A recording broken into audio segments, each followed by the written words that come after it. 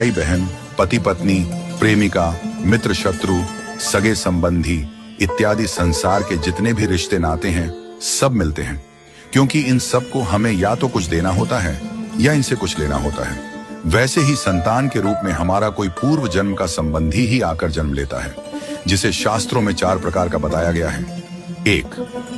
अणानुबंध पुत्र।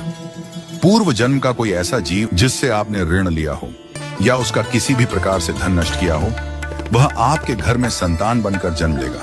वह अपना धन बीमारी में या व्यर्थ के कार्यों में तब तक नष्ट करेगा जब तक उसका पूरा हिसाब न हो जाए। 2. शत्रुपुत्र। पूर्व जन्म का कोई दुश्मन आपसे बदला लेने के लिए आपके घर में संतान बनकर आएगा। बड़ा होने पर वह माता पिता से मारपीट, झगड़ा करेगा या उन्हें सारी जिंदगी किसी न किसी प्रकार से सताता ही रहेगा। वह हमेशा कड़वा बोलकर उनकी बेइज्जती करेगा और उन्हें दुखी रखकर ही खुश होगा। 3. उदासीन पुत्र। इस प्रकार की संतान न तो माता पिता की सेवा करती है, न ही कोई सुख देती है।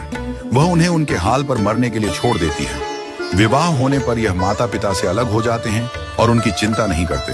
4. सेवक पुत्र।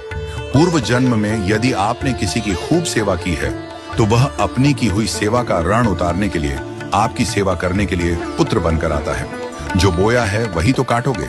यदि अपने माता पिता की सेवा की है तो ही आपकी संतान बुढ़ापे में आपकी सेवा करेगी, वरना कोई पानी पिलाने वाला भी पास न होगा। आप यह न समझें कि यह सब बातें केवल मनुष्य पर ही लागू होती हैं। इन 4 प्रकार में कोई भी जीव आ सकता है। यदि आपने किसी गाय की निस्वार्थ भाव से सेवा की है तो वह भी पुत्र या पुत्री बनकर आ सकती है।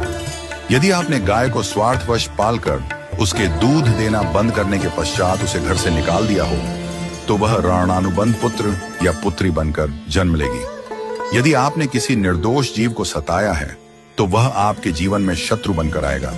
इसलिए जीवन में कभी किसी का बुरा न करें, क्योंकि प्रकृति का नियम है कि आप जो भी करोगे उसे वह आपको इस जन्म में या अगले जन्म में 100 गुना वापस करके देगी।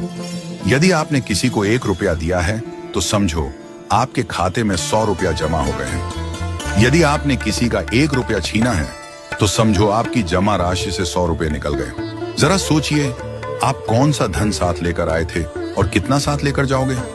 जो चले गए वे कितना सोना चांदी साथ ले गए। मरने पर जो सोना चांदी धन दौलत बैंक में पड़ा रह गया, समझो वह व्यर्थ ही कमाया। औलाद अगर अच्छी और लायक है तो उसके लिए कुछ भी छोड़कर जाने की जरूरत नहीं है, वह खुद ही कमा लेगी।